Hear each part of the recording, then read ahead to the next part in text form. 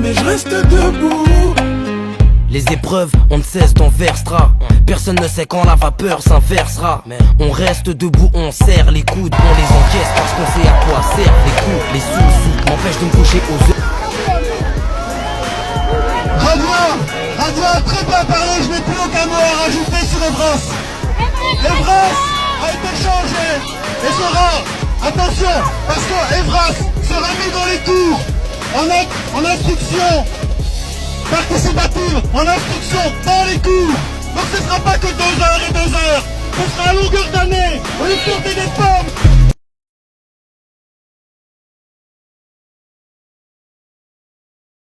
Je vous entends.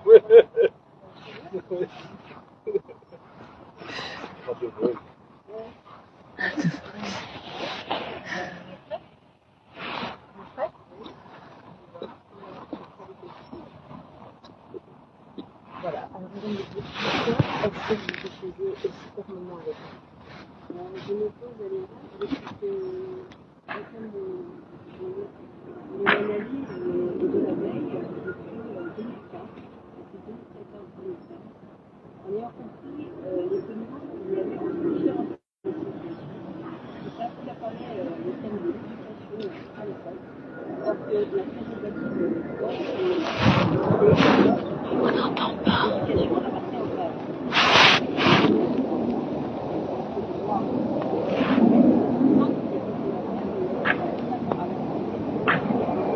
On n'entend pas.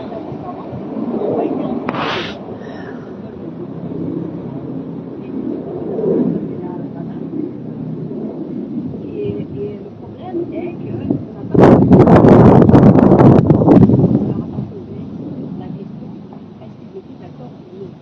donc moi je ne suis plus dans le discours de dire ça c'est la conséquence qu'il y a une vague qui émerge, mais il faut voir en amont qui sont les acteurs qui ont fonctionné et qui ont participé à toute cette main basse sur nos enfants, à faire de l'Evras, sans informer les familles.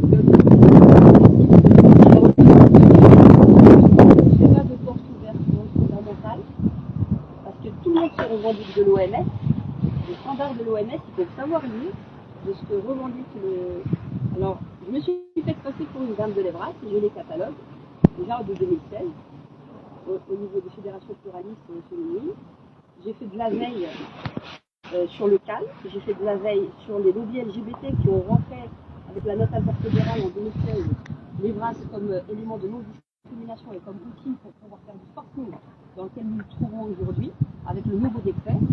Le décret de 2013, initialement, était dans une certaine liberté et latence pour les directions d'école, de pouvoir mettre les choses en place elles-mêmes, par des acteurs extérieurs ou intérieurs, mais c'est un contrat de confiance entre les parents et l'école. Donc, ensuite, le contenu est qu'il est imposé idéologiquement. On fait main basse sur nos enfants, et en réalité, de quoi nous parlons, quand on va beaucoup plus loin, on parle de l'autorité parentale. Qui a l'autorité parentale ici? Est-ce que c'est l'école éducationnelle? Est-ce que c'est l'école? Ou est-ce que ce sont les parents? Mais au niveau du contenu, le contenu, c'est quoi qui vous paraît? Alors il y a trois actes. Il y a trois actes. Vous avez le CAL qui est totalement anti-religieux, en philosophie, d'accord? Il est contre sa propre philosophie et la labellisation en est un élément crucial pour dire quelles sont les personnes qui rentrent dans ce cadre ou non de formation. On vient cristalliser qui rentrera dans la labellisation et forcer les gens pour pouvoir faire de l'Evras, impérativement être labellisé. Il y a des lobbies LGBT en connivence avec les associations ultra-féministes. Je dis bien ultra-féministes, les mots ont leur importance, je suis plus féministe. Tout dépend de où est-ce qu'on met le curseur du féminisme. Donc ça, il y a encore des définitions à remettre déjà sur la table. Et donc, on est en train de faire une OPA sur la tête de nos enfants au niveau éducationnel. Que chacun reste à sa place. L'école, c'est pas une cour de récré pour tous les lobbies. L'école, c'était pour apprendre, enseigner. Enseigner quoi? Qu'est-ce qu'on leur enseigne? L'amitié, les relations amicales, ça, on a toujours connu quand on était enfant dans les cours de récré. On apprend la frustration, le pardon. Tout ça, c'est aussi dans le projet pédagogique de l'école. Quand on inscrit nos enfants dans une école, il y a un projet d'établissement avec une philosophie. C'est pour cela qu'on est suffisamment libre, comme la Constitution le dit, à l'article 24, même à l'article 22. On est en mesure de choisir et de décider pour nos enfants. Il n'y a personne d'autre. Les seuls et uniques éducateurs sont les parents. Pour que ce soit vraiment clair pour eux. Dans l'une de vos vidéos, vous parlez d'un décret de l'enfant. Oui, tout à fait. Parce que c'est à cause de ce décret qu'émerge tout ce qui arrive avec le guide Evras. Et le décret de l'enfer, c'est le décret de 2023. Tout comme le décret de 2013. Pourquoi? Parce qu'on s'attaque aux petits. On s'attaque au fondamental, maternel, primaire. Il y a eu des cours d'Evras qui ont été donnés sous la direction de Madame Céline Frémaux qui a fait des enveloppes jusqu'à 500 000 euros. Dans le dos des familles, du jour au lendemain, par rapport aux décrétions, on décrète que oui, c'est obligatoire. Au nom de quoi? Parlons du cadre. Parlons du cadre. Quelles sont vos prérogatives en termes d'enseignement? La neutralité de l'enseignement, je les renvoie aux professeurs de l'ULB en termes de droit administratif et de droit dans l'enseignement, de neutralité dans l'enseignement. Je les renvoie tous à ce professeur qui s'appelle, je n'ai plus le nom en tête, qui a écrit une revue en ce sens, concernant le droit administratif et le droit et la neutralité dans l'enseignement. Il n'y a aucune neutralité. Ils sont tous des militants. Des militants. Hors de question, il n'y a pas de négociation possible. Mais si on sort de cet aspect autour, parce que là je trouve qu'on n'entre pas vraiment dans le sujet, c'est pourquoi c'est un décret de la l'enfer, sexualité, c'est moi qui m'en occupe, premièrement. Deuxièmement, pourquoi c'est un décret de l'enfer? Parce qu'on ouvre la porte aux pédophiles. Voilà. Parce qu'on ouvre la porte aux pédophiles sous couvert de prévention. On va leur montrer des choses inappropriées au nom d'une pseudo-neutralité qui n'est pas du tout neutre, qui est un parti pris. Évidemment, il peut y avoir aussi des rencontres avec des organismes anti-Evras. Mais être contre l'Evras, Monsieur le Président, chers collègues, ça veut dire quoi? Aujourd'hui, ces associations, ce sont des associations officiellement transphobes, anti-genre, ultra-conservatrices, mobilisées sur des arguments religieux. C'est de ça dont on parle aujourd'hui. Faire rentrer ces gens dans la bergerie, c'est faire rentrer un loup dans la bergerie. C'est faire un pas dangereux, d'abord à la place du religieux, dans la société et dans la place publique et dans la politique, mais c'est surtout prendre un risque d'aller discriminer profondément tous les enfants qui sont concernés et qui ont besoin d'être éduqués à la vie sexuelle, affective et relationnelle, parce que c'est de ça dont on parle, c'est améliorer les liens entre les citoyens, pas les détruire. Et ces organisations, elles n'ont montré qu'une seule chose, c'est qu'au bout de leur logique, on brûle des écoles. Nous revoilà. Je suis sortie en tête à tête avec ma fille faire un petit tour pour nous changer d'esprit entre femmes, entre jeunes femmes. Alors vous avez vu les informations? Vous avez vu les informations par rapport à l'Evras, à l'éducation sexuelle? Lorsqu'on vous avertissait, qu'on vous disait les choses, qu'on vous traitiez de quoi? De complotistes et de ceci et de cela. Et aujourd'hui, vous avez en Belgique Madame Glatini qui veut revoir le guide et qui avait donc dit qu'elle était prête à voir avec des personnes qui étaient donc contre le guide, enfin qu'il y avait des choses à améliorer. Elle a tendu une perche et vous avez bien vu la levée de bouclier par rapport aux différents lobbies qui se disent démocrates et députés qui se disent démocrates et qui nous insultent et qui nous montrent du doigt en tant que parents, parce que nous sommes en train de nous lever contre des textes abominables dont la plupart qui prennent position ne les lisent pas. Par contre, ceux qui sont les plus véhéments, c'est ceux qui ont beaucoup à perdre en termes de financement et en termes de millions d'euros, puisqu'ils étaient les acteurs principaux, ils sont les acteurs principaux recensés dans la plateforme dite plateforme Evras, qui sera financée, subventionnée, qui se prendra le magot et qui refera de la redistribution, notamment les fédérations de planning pluralistes et laïques. D'accord ? Donc, du coup, qu'est-ce que ça fait? Vous avez les lobbies LGBT qui se lèvent et qui nous fustigent en nous traitant d'homophobes et de transphobes. Moi, j'ai une question pour ces gens, s'ils ont un minimum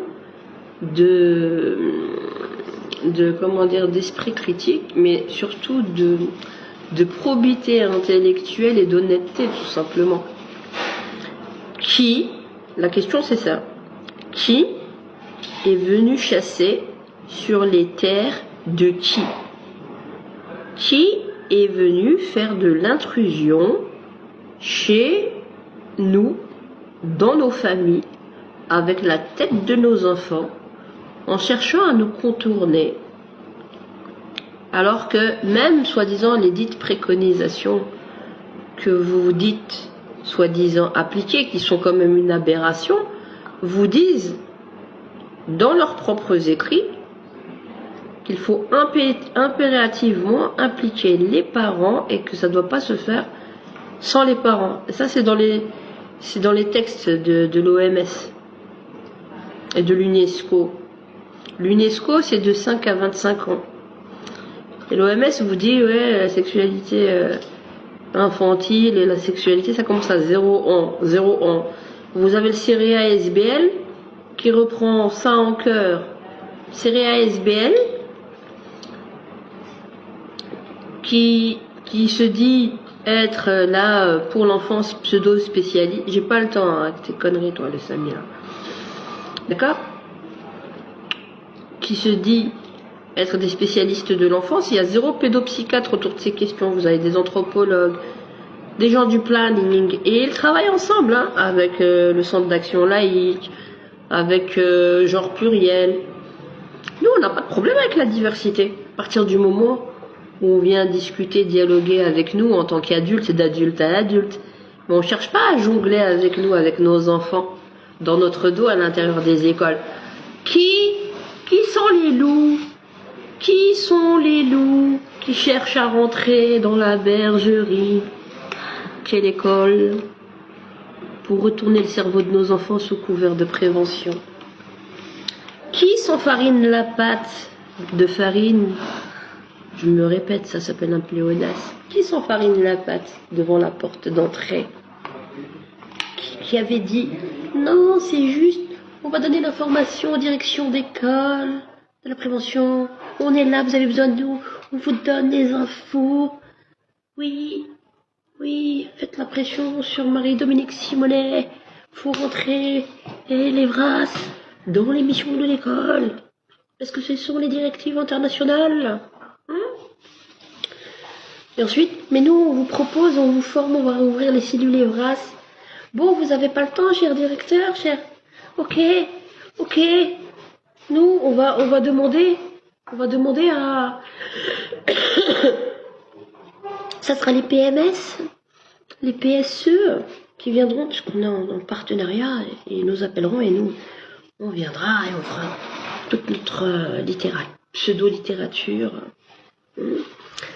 Qui sont des loups qui sont rentrés dans la bergerie il y a 10 ans de cela, sans l'accord des parents, qui ont développé le logiciel Jade.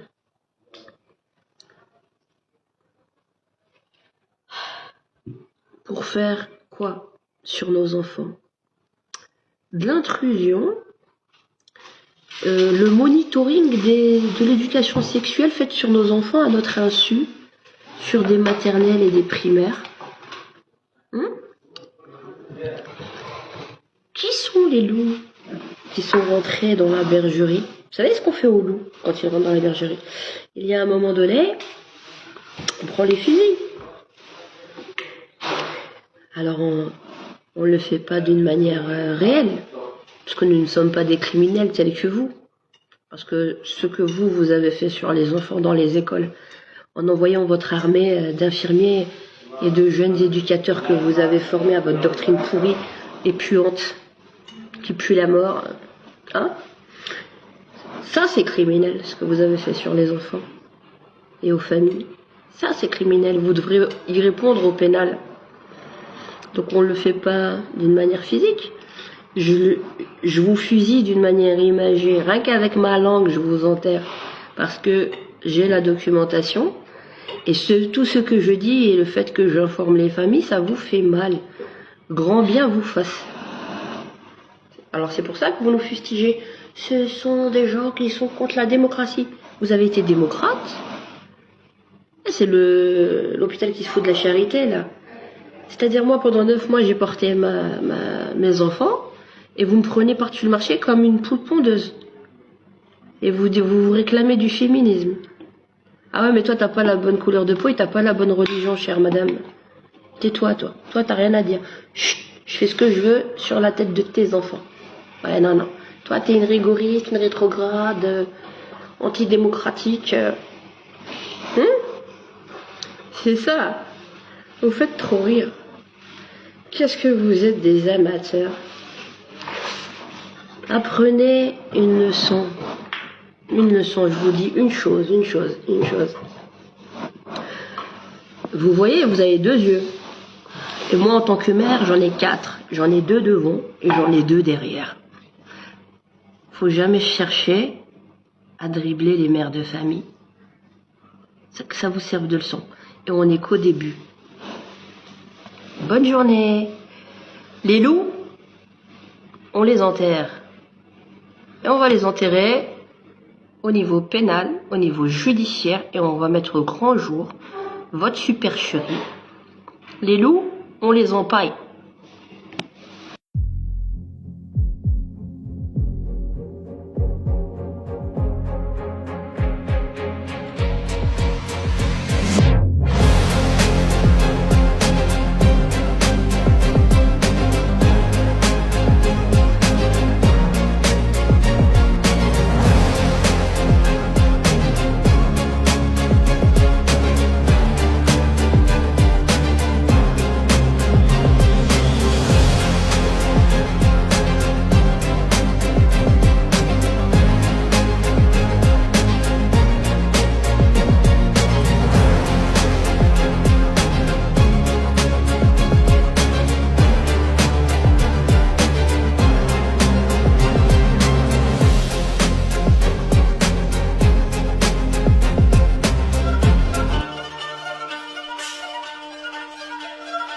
Toi et reste assis, ça va bien se passer. Ok, dis-leur qu'on n'est pas pressé, ça va bien se passer.